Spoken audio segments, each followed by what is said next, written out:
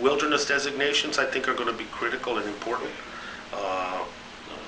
Re-examine the roadless rule and the exceptions that the Bush administration put in, and make NEPA a viable part of the public process once more. Those are, one's a precedent and the other one's are corrective steps that have to be taken. I think my only suggestion to the new secretary, who's a good person, Secretary Salazar, is that just lay out every executive order and administrative action that was taken in the previous 8 years, examine them. If there are appropriate ones, fine. If there's not, where it undercut legislative intent, where it actually hurt the mission of Interior or the values that Interior stands for, then undo them. That exercise is going to occur. I thought it was really good to pull back the lands in Utah. I thought that was a very important precedent.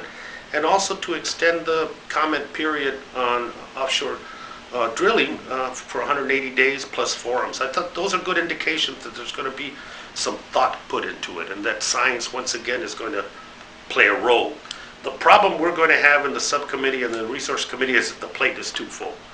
And prioritizing what are the important things that we need to get done is a process unto itself. And I think wilderness designation, expansion of some of our parks, I'd like to go back into some of the acquisition initiatives that have been dormant.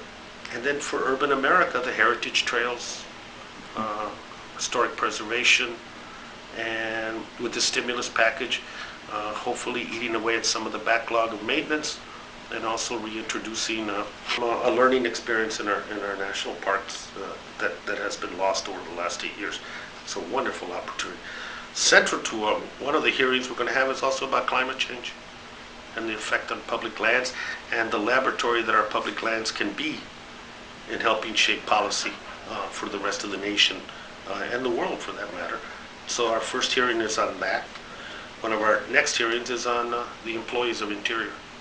Well, I hope whatever obstacles that are in front of it right now, and it's probably they're all political obstacles, in the sense that somebody's going to try to make a statement, a political statement, on a motion to recommit, and how do we get around that?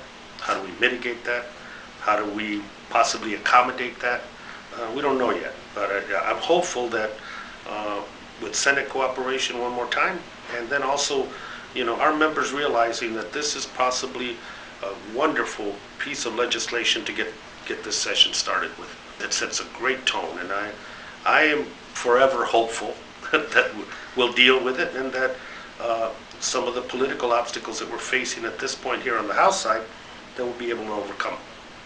Leadership has got to invest itself in this bill, and that it is potentially a great constituent service that we're doing with this land bill. And so from the top to the middle of our leadership, there has got to be an investment.